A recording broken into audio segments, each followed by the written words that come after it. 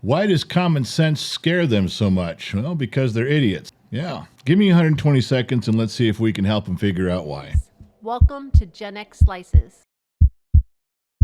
Common sense says that we need to have a well-funded police force to enforce laws.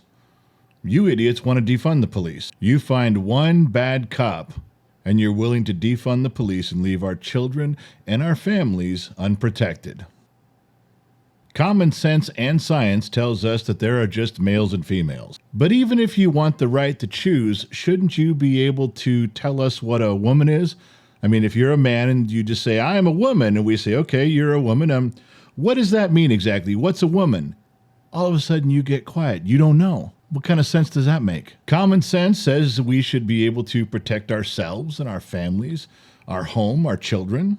It's a basic right and an instinct that is built into every one of us. But then you come along and say you want open borders. You want strangers walking the streets with no money, no food, they don't speak the language.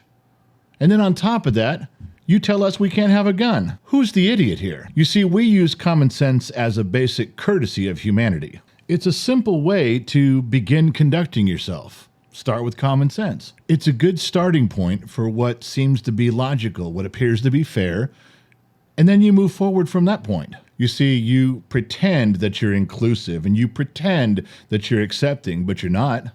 Take, for instance, me. Do my feelings count? Do my points of view count? Do my beliefs count?